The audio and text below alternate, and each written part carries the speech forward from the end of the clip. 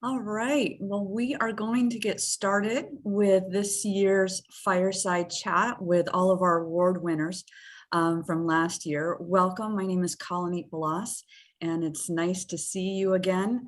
I have the honor and privilege of being chair of the International Alliance. And over the last couple of years, we've found that this is just a great way to connect our community with our award winners from the past year, kind of diving into a little bit more of your thinking and observations of various things happening across the globe in all of these different areas. So first, I want to start with something that's new. You see up on the screen here that this year we are, for the first time, offering Spanish captions. So we're really trying to make every conversation we're having as inclusive as possible. You'll see the instructions up on the screen on how to get those closed captions up on your menu bar. If you look on the menu bar, you should see the closed caption or the CC button, and it should show that you can hit for a subtitle. If you can't see that button, click on the more button, has the ...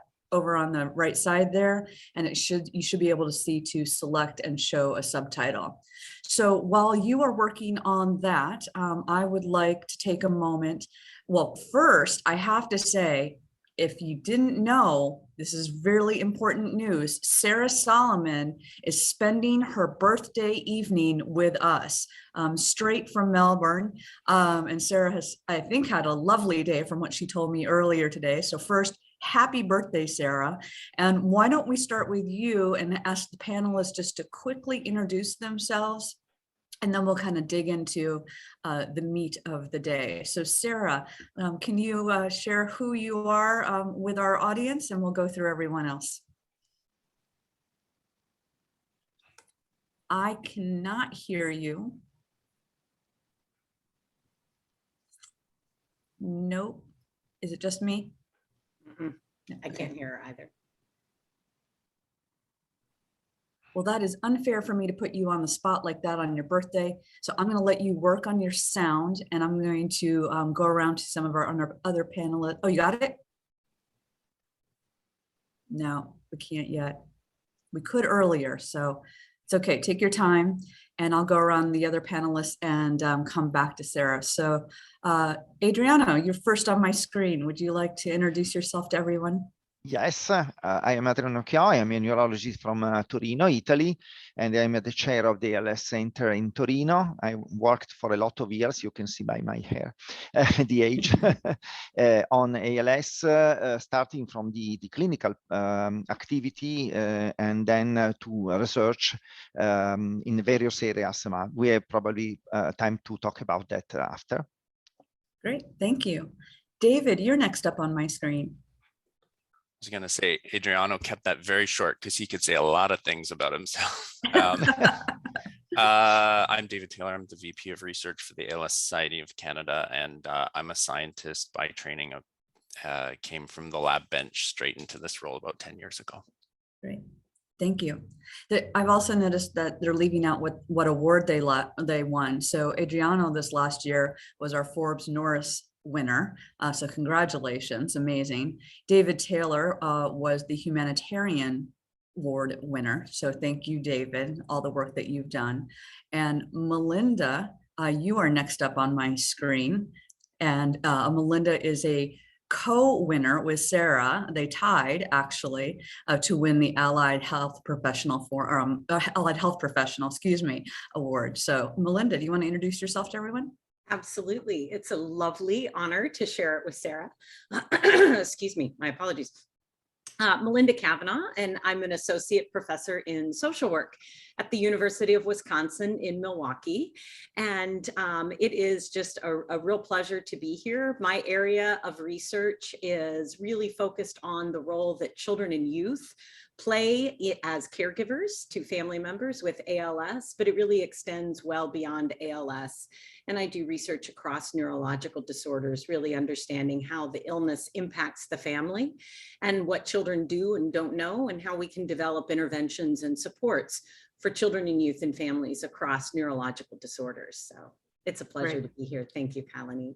Thank you, Melinda. And fun fact for the morning, Melinda earns the early bird prize. For her, it is 6 a.m. So thank you. Yes, you and I are sharing our coffees together. It's only 7 a.m. for David and I, so we're not quite there. Sarah wins the late bird prize in Australia. Sarah, you want to try your sound again? How's that? Can you hear me now? Ah, lovely. Yes. That's all right. Wonderful.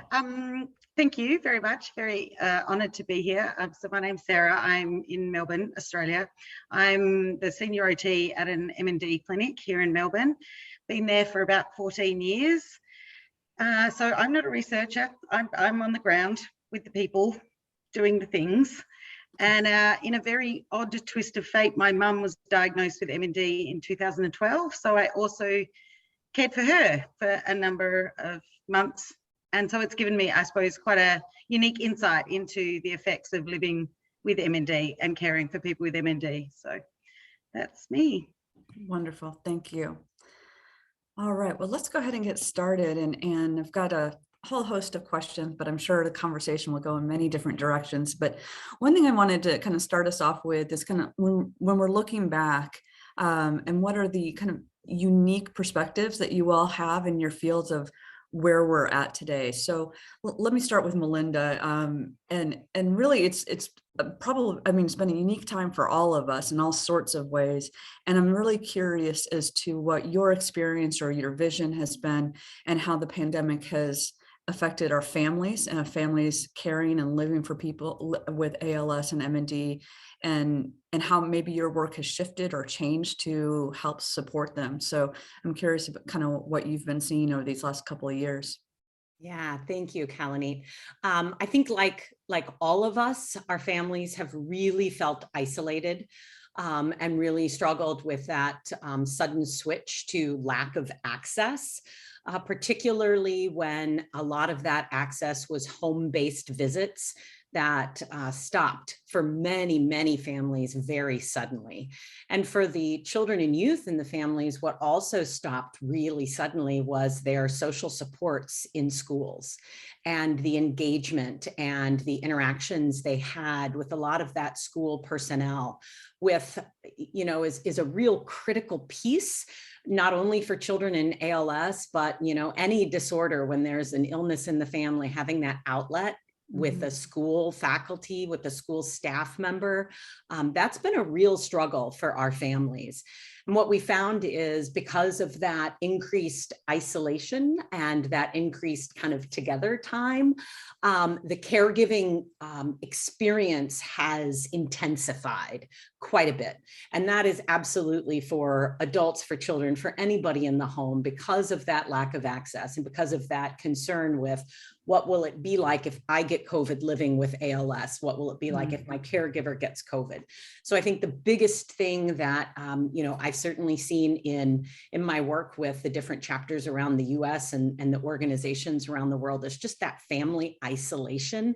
And how do we combat that? What can we do? And I think one of the things that has been so heartwarming, not only, you know, for me and my ability to do my work and my research, but is this kind of telehealth or Zoom or whatnot. And I've been extremely fortunate to join many, many support groups, to join education meetings with staff at different chapters and organizations to just say, how can we do this? What is it that we can do? And I've seen the work of so many amazing individuals kind of develop these home visits via Zoom, you know, via telehealth. And, you know, regardless of what happens in the future, there's a lot of places where it's really beneficial.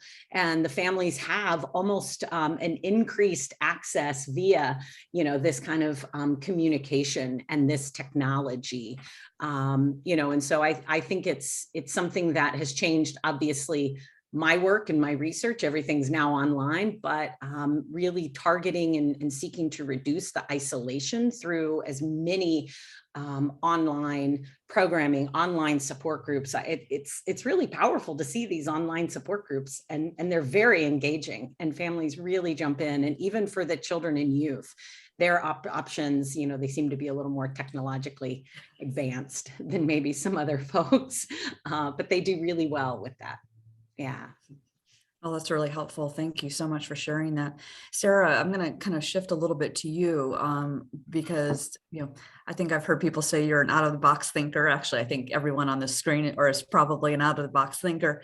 And your area has really been focused on assistive technology, obviously. So I'm kind of curious, same question, maybe just a little bit different topic on how you've seen those changes and shifts in assistive technology. So I think, since I started working with people with MND 14 or 15 years ago, the advances in assistive technology, especially around electronic assistive technology, we've all seen the boom in using eye gaze technology, environmental control systems, which can create an absolutely, really enhance someone's ability to be able to do things within the changes that are happening with them. Where I work, we've developed a technology room, which was kind of, I think, triggered by Sarah Feldman maybe 10 or 11 years ago with some of the work she did. And I was like, I want to do that. And so, I mean, one of the things that I often talk to clinicians about is that we want to be able to dance the dance with people as they're going through their journey, because everyone is different and everyone has their own, way of approaching what's going on. And so the technology room was really developed to be able to bring people in to just show them what was there. They might not need it at the time, but it's just letting them know that there are options available. And so a couple of things have happened, I think, during the pandemic is that we're having less face-to-face people coming into clinic because we are doing everything over telehealth. And the one thing I've learned is that it's really, really, really hard to try and explain something like how you can control a computer with your eyes over telehealth. So we've had to be very creative and think outside the box on how we can sort of make these things still happen for people. I mean, the out of the box thinking, I think with the advances in electronic assistive technology and AT in general, it gives more choices, but with more choices comes the need for clinicians to do really good evaluation on what is appropriate for that person and their life and what's important to them. It's not like everybody needs an eye gaze, but for many people that can be really useful. But then looking at which software and which hardware and how they're going to use it is.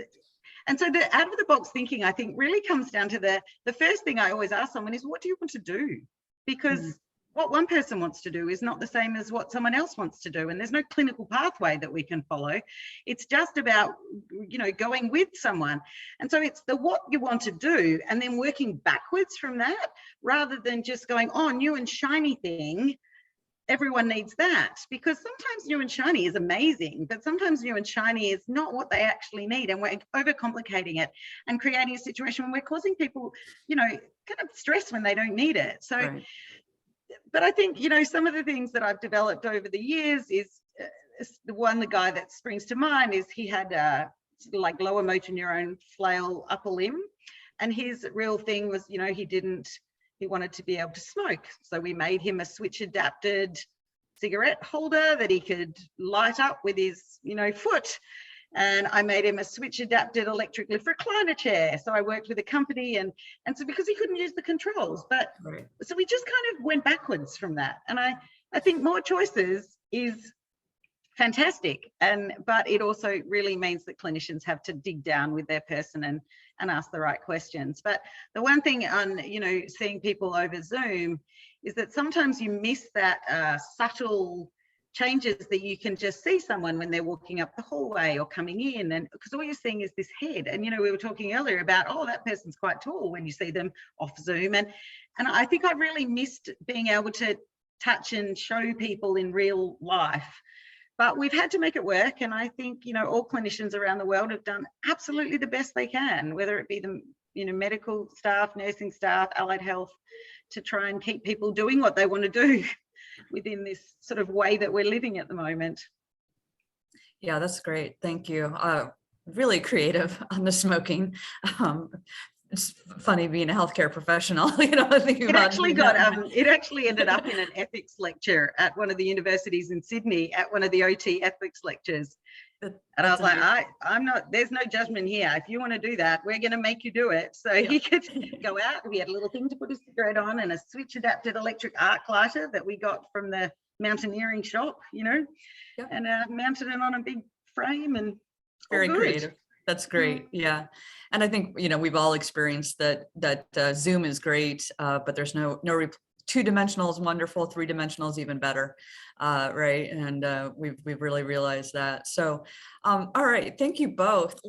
I'm going to shift a little bit into our science side of life. And David, you have been the chair of the Scientific Advisory Council now for a few years, which is yeoman's work. Thank you for all you do in that area. I know it's been a great value add to many of our members, if not all of our members.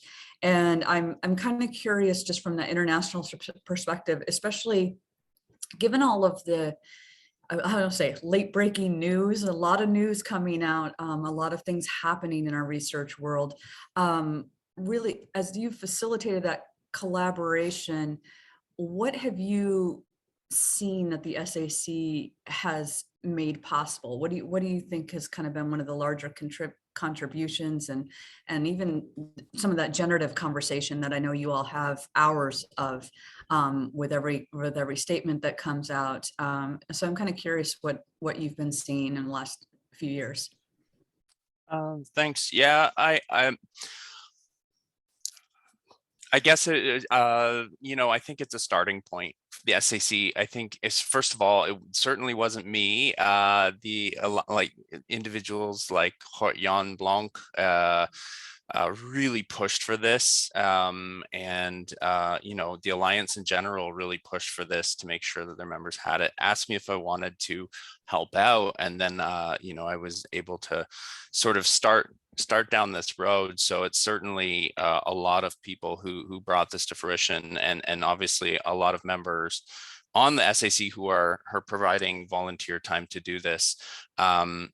I guess being a student starting in ALS a long time ago, it's just PubMed has no borders, so you just kind of start thinking internationally, and then when you get in a role like mine now, you're just like, well, okay, we got to all do things together. We now need to move forward as a field. And so I think as the Alliance could potentially evolve to having some capacity to support research that's coming from a 50,000 foot view and saying, all this great work's being done around the world, but people have to focus on their own lane because there's just only so much time. And so how can they start to think about things from a more holistic side of research? And so I think the SAC maybe is a good leaping off point, a good starting point to say, what can the Alliance do from an international perspective? Because somebody needs to have that view. And I think everyone individually wants to do that, but they have to focus on their own things too. So I'm hopeful that it's just sort of the start of bigger things, and the next person will take this much bigger and farther and all of that. Yeah. Great, thank you. I think it's been a fabulous start, and I know we've been talking about a lot of bigger opportunities and things that we can all do together. And once we've seen that kind of leverage together, it's just amazing when you put so many minds in the same room on a regular basis. Speaking of minds, Adriano, I'm coming to you now. So, you have worked in so many areas in ALS and MND. Obviously, your work is focused a lot on genetics, psychological support, palliative care. So how have you seen these areas evolve? Because they've evolved a lot in just a short period of time. You've been doing this quite a while, as you said earlier. So I'm kind of curious what your perspective is on that evolution, and where you might even see some of it going, especially in the genetics area. And you're on mute, so I have to kindly ask you to unmute. That's a very complex question and answer, but the point is that ALS MD is completely different from what was 20 years ago. If I went back to see my presentation at the time, I can say that almost no slides are still the same, which is incredible good, because we have understand a lot about ALS. Probably not all, for sure not all, but the landscape completely changed. Just to talk about the cognitive point of view, 20 years ago we thought that ALS was not did not affect the cognitive aspects of ALS. Now we of the patient. Now we know that people with ALS can have cognitive problems, and they have a lot of events that modify their course of the disease and the life in the family, and probably will modify also the therapy, because with the drugs that we are trying now, they are almost acting on the motor pattern and not the cognitive pattern, which is important. The change in genetics has been huge, probably the hugest at all, because the technologies changed. And so the technology give us the possibility to understand a lot about genetics. And when we open a door in genetics, we found in another room with 10 other doors, because it's what we understand is increasing, and sometimes we have not the answer at the moment for some genes or some possibilities. But on the other side, genes now help us to understand the mechanism of the disease on the one side, and the possible therapy on the other side. So it's something that is really very good for people with ALS, because they open a lot of possibility to have new therapies, which is our goal at the very end. Is not in any case. So the landscape changed, and we need to understand that it's changing for better for the patients. This is one of the aspects that I always, when I do my lesson with my lectures with the students, I always say, is a disease that now has some real hope. 30 years ago, we said that there is no possibility to do anything. There was a sort of nihilism with the patients. So you have that we could do good diagnosis, but we have no possibility to do anything. We have not to forget all the technologies, which are very important for quality of life. We have already talked about that. Again, we have a lot of patients in Italy that choose to make tracheostomy. Mm-hmm. So they become totally with the loss of total motor function. They can just speak with the eyes, and it's a point with the eye gaze mechanism. We have patients that now can be very active, and they can not only have a possibility to talk with the family and the doctors, but they can also be active in activities. They write books, they do lobbying, trying to obtain money, and so on. So that's another huge change, a very important change. I love that, and you definitely highlight that there is hope, and I think that that's what we see now a lot on the horizon, whether new therapies or technologies or different things. And I'm always amazed by the amount of work product, whatever that kind of work product is, that our community puts out on a regular basis. It's just phenomenal that people are so engaged. So I'm going to stick with you for a second, and everyone else get ready, because this question's coming to you too. So with that, you know, you've obviously seen a lot of challenges along the way. I'm curious as maybe what it is probably hard to even point out one of your biggest challenges that have been overcome, and maybe if you'd be so kind to talk about maybe then something that you think has been really successful in your career so far. So you can start with either that you want. Okay, challenge. Yes, we have a lot of challenges. In Italy, the hugest challenge is the organization. We have a lot of ideas, but it's very difficult in our country to put the ideas to be really active. But that's something that we know how. We know that we have to do that, and that's a challenge that is we have to overcome, and the bureaucracy and so on. But there is another aspect that is something really related to Italy again. When I started to make my first research, I could find that there was a sort of prejudice concerning Southern European and Italians. If you do a research, maybe I had always to explain how I made the diagnosis of ALS in our patients. It was always requested by the reviewer, which is now unfortunately changed.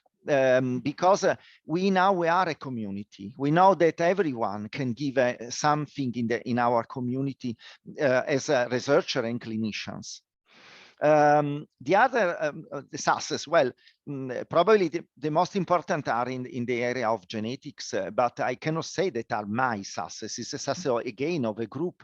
We have worked a lot with Brian Traynor in NIH in Washington, Bethesda, and with the group, the European group, Orla Hardiman and Leonard Vandenberg, for example, and Amara Chalabi. And we could do a lot with genetics, but we cannot do that without a collaboration, because with a single activity, we have a single group cannot do almost nothing in ALS. That's great. It goes back to that thread of hope I keep hearing from you, which is wonderful.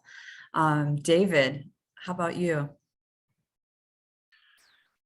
Challenge-wise, I think it's really just, there's no, I think my biggest challenge is that there's not enough time to do everything. It's been the biggest challenge I've had over the past many years. It was probably an eye-rolling thing for some people to hear that, but I don't remember having a day in many years where there wasn't too much to do and a feeling that you didn't get enough done.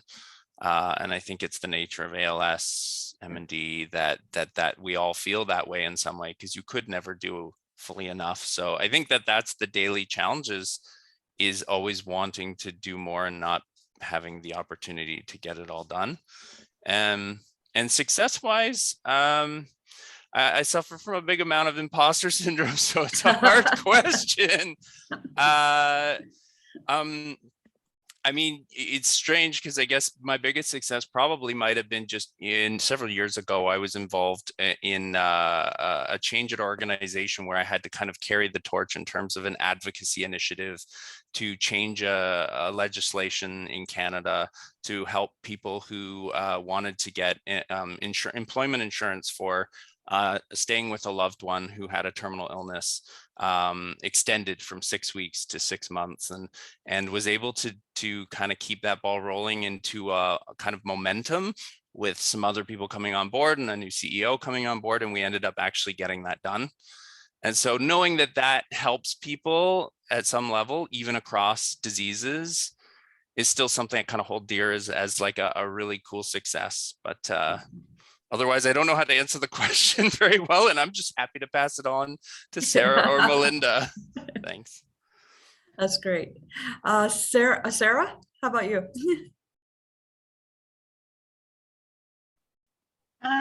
Well, down here in Australia, Australia disability funding has just gone through, over the last few years, the biggest change that we've seen since the 80s.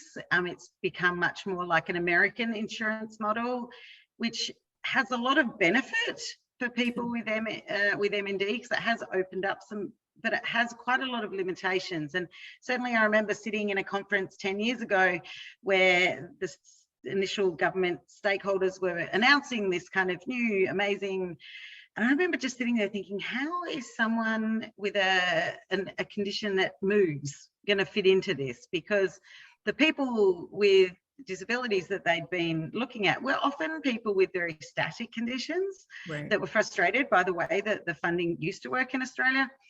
Anyway, I think one of our, generally the MND ALS community in Australia, starting from MND Australia and down to the state-based services and the clinics, has been really lobbying again to the government to try and get them to understand that people with MND don't fit into any funding model, really. They've never did any state or federal funding models that we've ever had in Australia, and that the MND associations have done a really amazing job at advocating for, you know, people to be able to understand that. And we are starting to make it work much better for people with MND, and certainly the associations have been very vocal and very strong at kind of lobbying to the government for that. And so as part of that is I did a project at one of the MND associations here in Victoria last year, revamping their equipment loan library. And I think for me, that was really a lovely thing to do, because I'd been working on the other side of the system for a really, really long time. And so I brought that knowledge on what I think people need and brought it into it, and we revamped it. And so the equipment loan library here in Victoria is amazing. And some of the other M&D associations throughout Australia are doing similar things now. So I think that was something that has been a really positive change for people with MND. That's great. Thank you. I saw both Melinda and I wince a little when you said the insurance went like the way of the Americans. It's called the National Disability Insurance Agency. Yeah, we would have, I'm sure, worked together to help you stop that. But yeah, we can no, talk about that it's there, but day. we're making it work. All right. And I just want to remind everyone that if you have a question, go ahead and put it in the chat. Don't worry. I have a list of questions I came in wanting to ask, but if you have questions, I want to make sure that we get to those as well. Melinda, you want to answer the question about challenges and successes?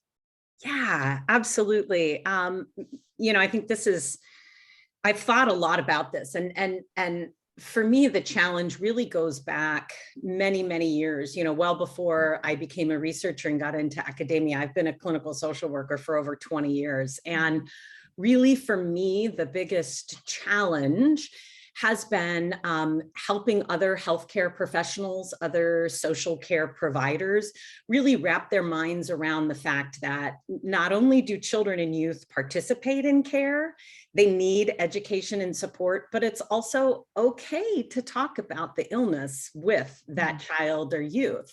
And it's been really, really interesting over the years, whatever illness or disease state I've worked in, that's been a very interesting and difficult barrier because of so much of our societal assumptions about who is a caregiver and who should have information, and are we protecting kids, and should we be honest, and how much information should they know? And so I feel like it's been many, many years of kind of pushing and pulling and really encouraging those healthcare providers and other social workers like myself and other social care providers that these are critical pieces. These are critical individuals in these family units. And whether we acknowledge it or not, they're going to continue being a part of that family unit. And so everything we can do to provide more support and more engagement is just so critical. But it's been a really, I've had some very strong pushback over the years, saying it's abuse, it's neglect, it's all of these things. But it's been a real challenge. But at the same time, it's interesting because my challenge is my success. And so, being able to work with not only the association here in the US, but I am so humbled and so honored that I've been able to work with as many international organizations as I have. And, all of the books that my research has informed, we've been able to translate them into multiple different languages, different international organizations I've worked really closely with.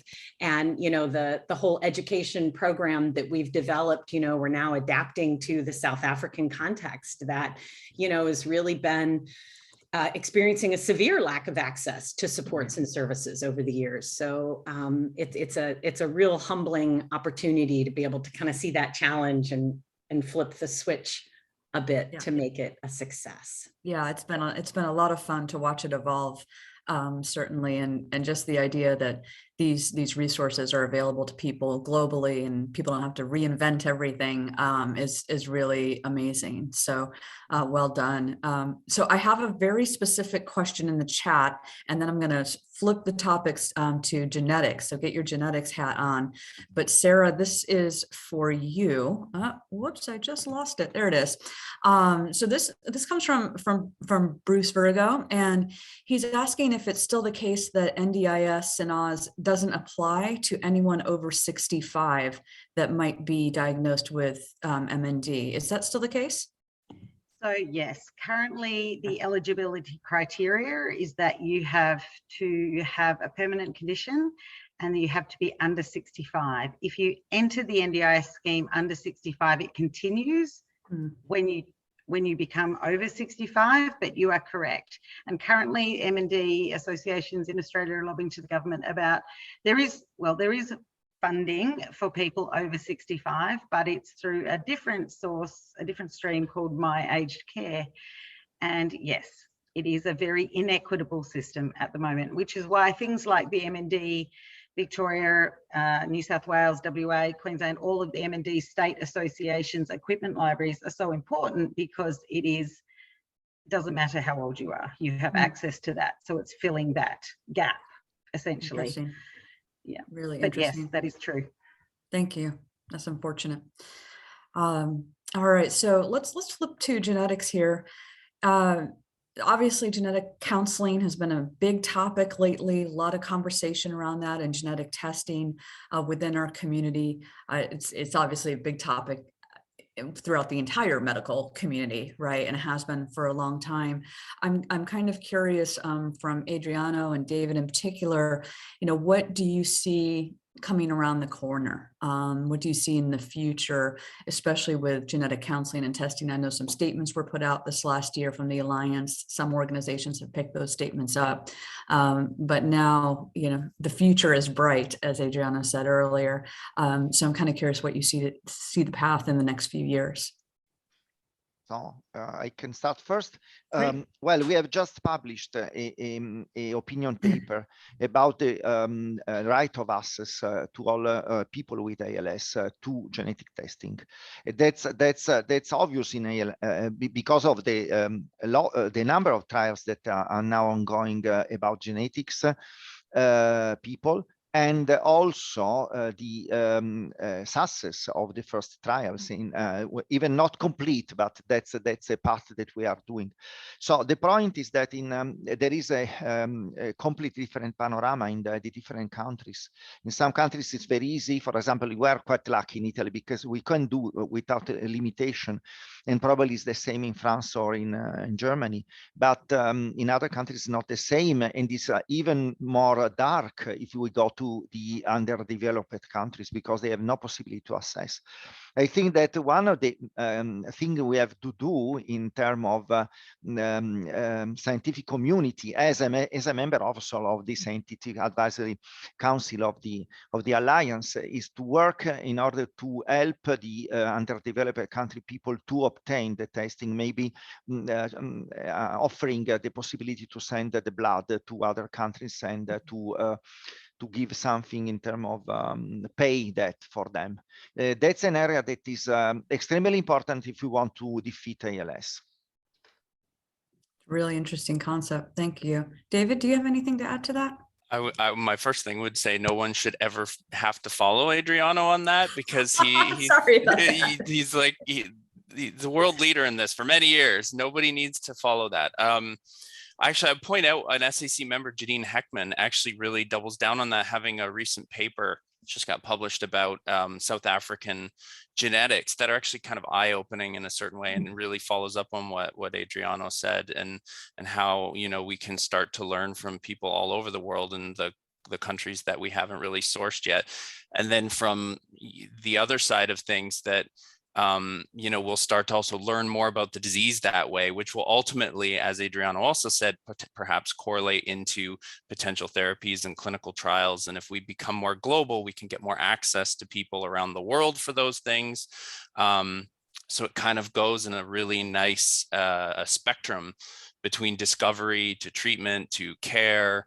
And I think, it's evolving so fast. And that paper, that position paper that just came out, that has, all the world leaders in the opinions on this, I highly recommend for everyone to go read, because it's a huge stepping off point again, I think, for the world and for the field to start to think this way. Yeah. That was a great answer. Don't worry, you followed Adriano very well. I think that's really interesting. And Melinda and Sarah, one of the issues obviously is availability of genetic counseling. I know in my country, in the United States, there's a huge shortage of genetic counselors. I'm sure that's pretty common across the globe. I came from the oncology space prior to coming into the ALS MND space, and one of the things that I saw often where genetic testing was really fervent, sometimes just the unintended consequences that would come out of genetic testing and not having that genetic counseling aligned and side by side. And so I'm curious from either of you, what you think, what would be your advice if people want to have genetic testing, or maybe contemplating it, but there's not the complement of the counseling that is so important in understanding that journey. So I'm curious to what your thoughts might be on that.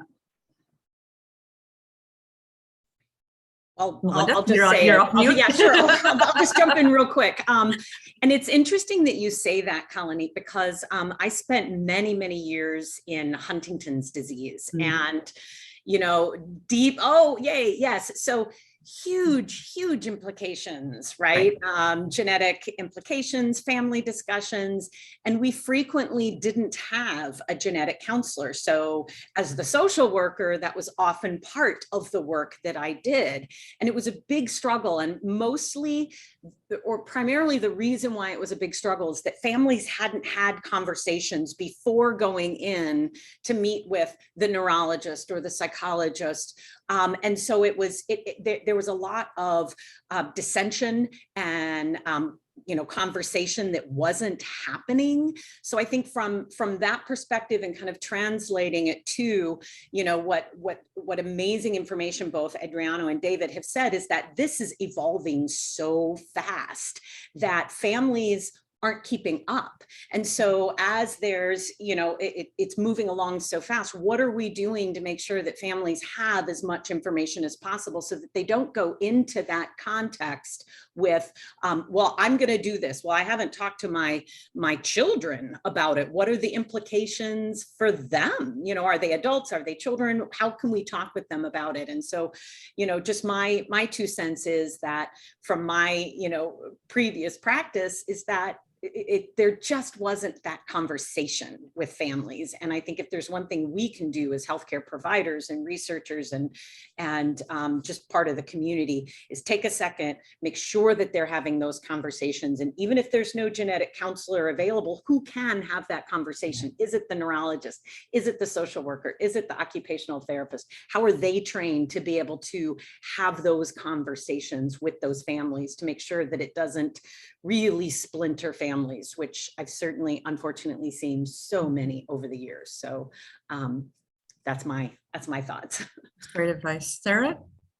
I was going to say, at our clinic, we're pretty lucky, I think, with the neurologists, the clinical nurse specialists, the social workers, the psychologists. It's a fairly, I think, robust process that we have. But of course, as you say, it's by no means every family is the same.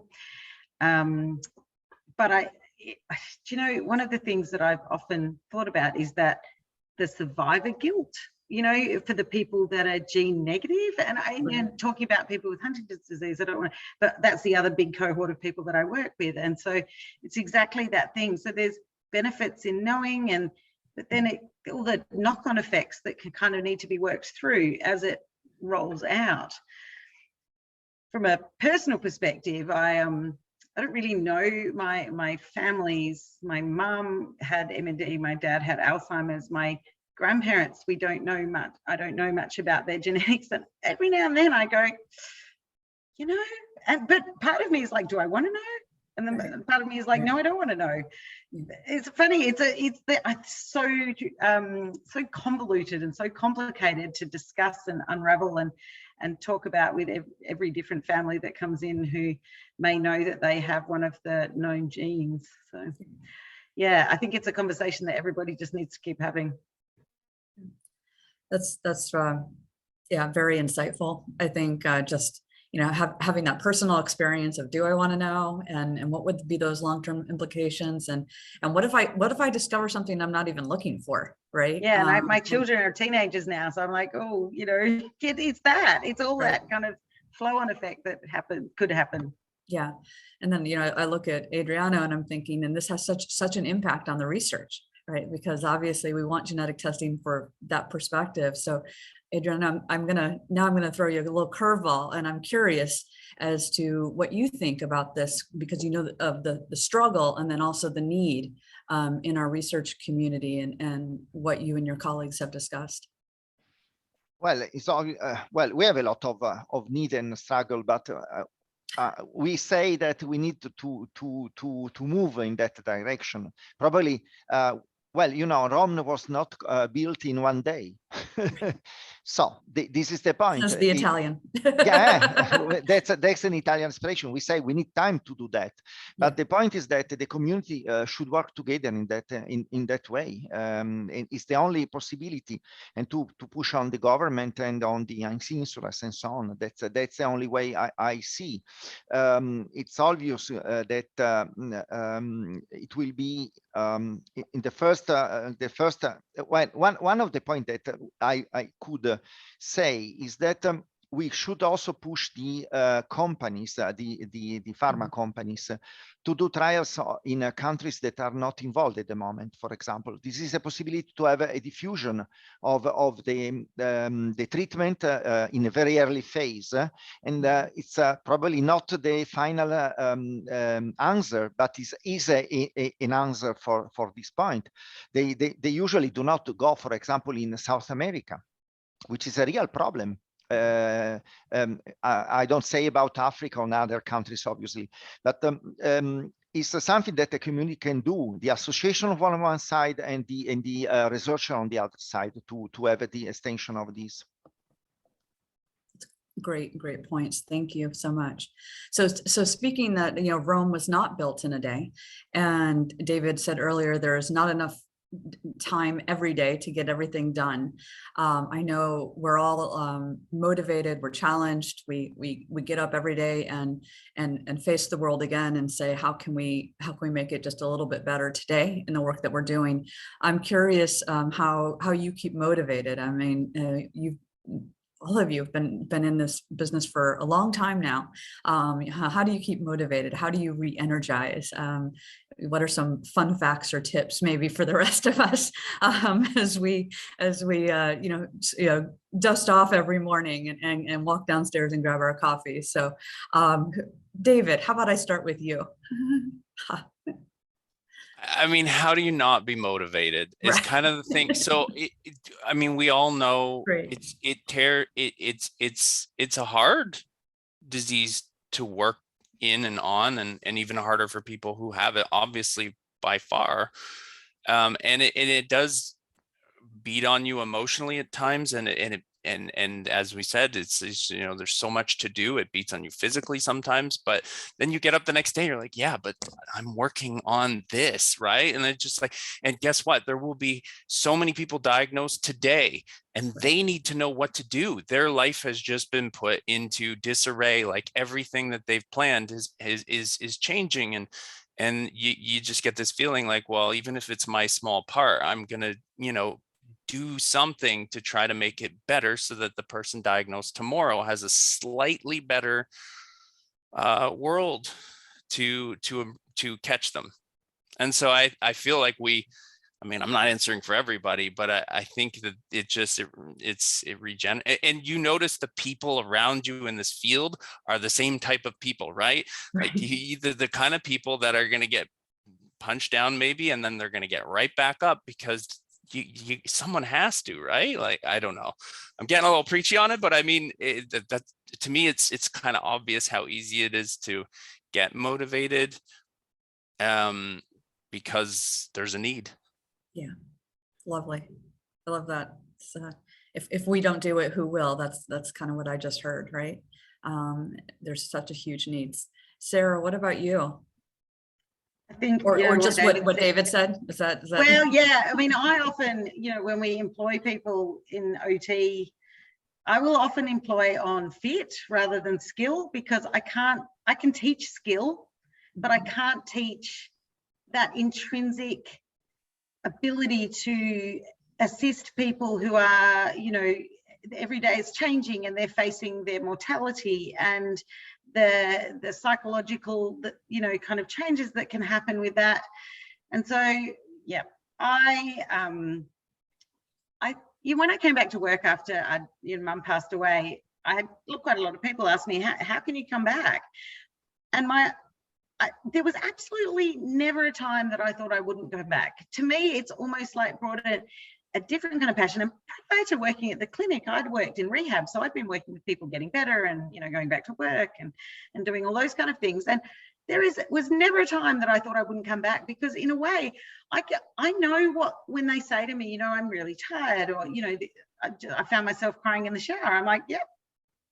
And I don't tell people generally my experience, because everyone's experience is different, but I can really empathize with that kind of those feelings. And I approach my therapy a little bit differently, I think, because of that now. I really try and foster a partnership. It's a real, like, we're going down this journey together. And there's a beautiful quote that I read once, which is a bit, could be a bit preachy, but it was, medicine can add days to life, but occupational therapy brings life to days. And I think that's my real thing. It's about letting people live the life they want within the changes that they're doing. And if I've made one little thing that they've been able to do that when they first got diagnosed, they thought they wouldn't be able to do again, then I'm going to keep doing that. Wonderful. Thank you. Well, that's hard to follow, but Melinda, you want to try? No, right? Come on. Well, good luck, Adriano, because you get to go after all of us. So I absolutely second what both David and Sarah have said. I get asked a lot, like, isn't my work depressing? Like, I get asked that a lot. And I never feel depressed because, you know, I feel lucky, if I may, because I get to work with these families, and I get to sit down with kids and ask them how they're doing and what do they need. And I gave a presentation quite a few years ago, and it continues to stick with me.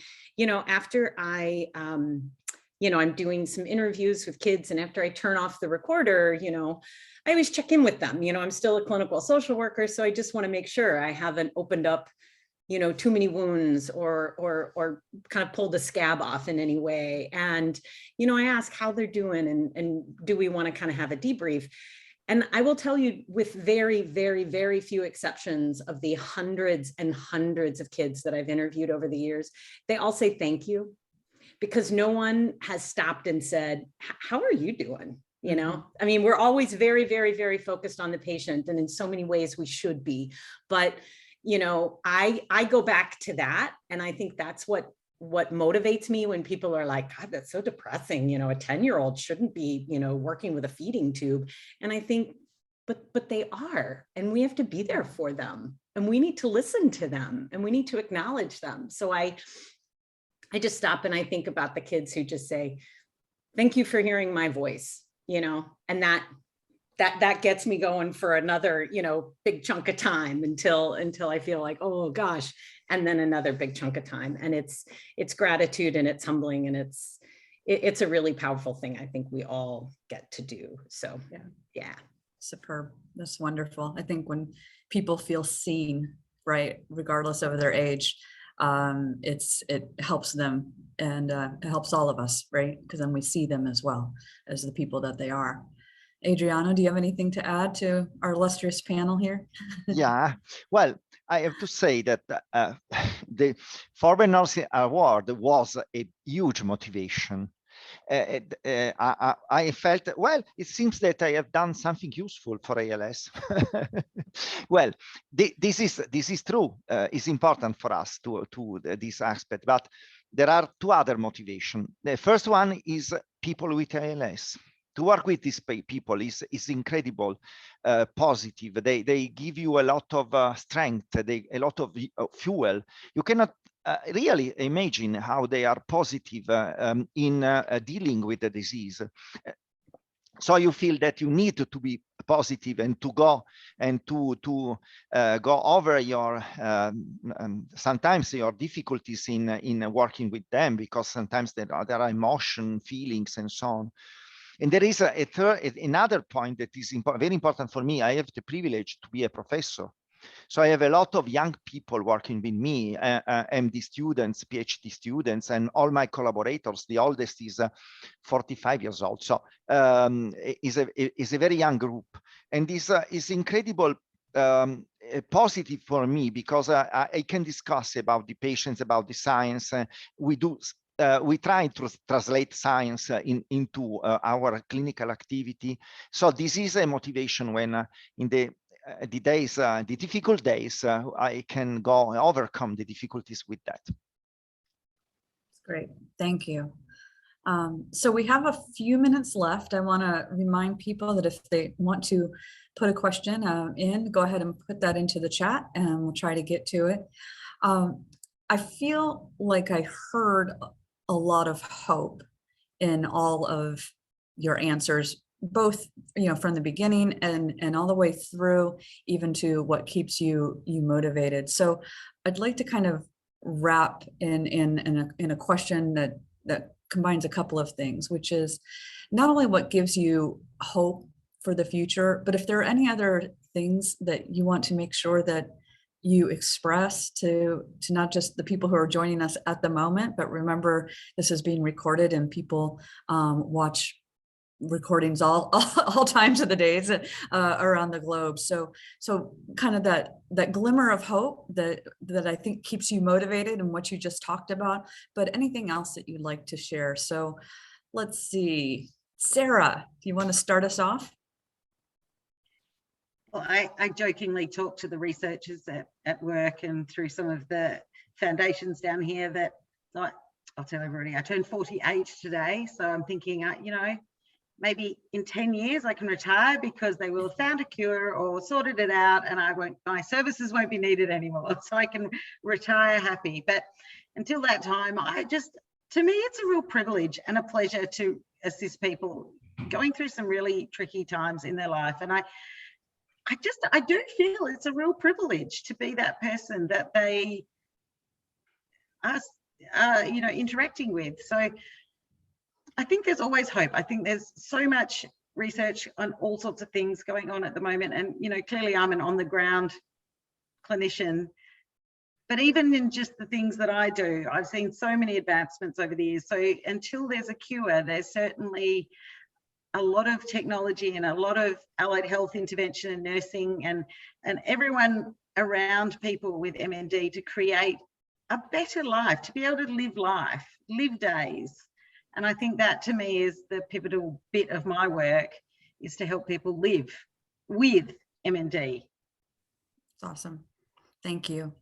Adriano, do you have anything to add? Yes, I have just a simple sentence to say to the to people with LAS and their families, because they are very important. They are part of the disease, but they are also a cure. I want to say that feel assured that we are, as an ALS community, still always working for you and with you, because the feedback we have is always very important. We need to listen to patients and families for that. So this is again an up. I cannot say when, but I'm sure that we are going the right way. Great, thank you. David. I'll just reiterate what Adriano said earlier, that I'm still always trying to bring the feeling across that he mentioned before, and he's worked pre-SOD1 on ALS, and he worked, since the 80s, and having been in it for 20 years myself, to bring, it's the feeling of knowing where we were and where we are. It's really hard to convey that to somebody in the way that it feels, but you just know inherently how far we've come, and seeing how far we've come in the past short while, you can only imagine where we'll be in 5 years. And so for me, I think that is where I feel real hope, and it was already said so elegantly by Adriano. Thank you, David. Melinda? I think my hope, I agree with everything everyone said, but I think my hope is this right here. We're the US, we're Canada, we're Australia, we're Italy. And I think what is so exciting and continues to give me hope is that our world can feel very splintered and fractured and really kind of separated, but yet we come together internationally and working across borders and across groups and cultures and organizations.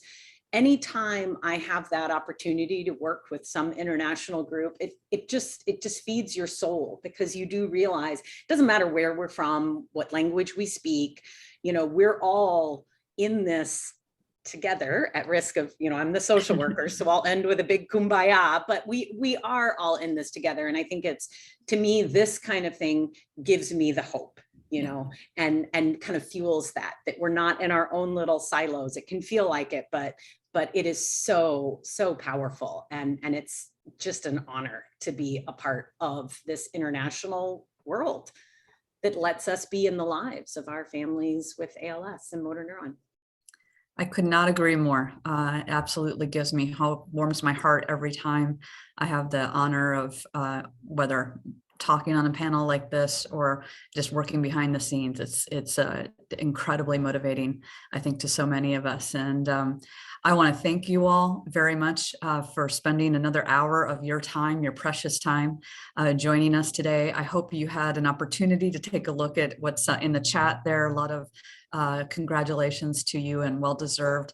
And for those of you who have joined us, you see up here on the screen to subscribe to the bi-monthly newsletter. There's a lot of information coming out. We're trying to put out that information. So to keep that international global feel of making sure that we share everything that we know, and that we deliver those resources across all kinds of state borders, country borders, all of those things. So thanks again. And I wish you a great day, night, morning, wherever you are. And Sarah, happy birthday again. Thanks for joining us on your birthday.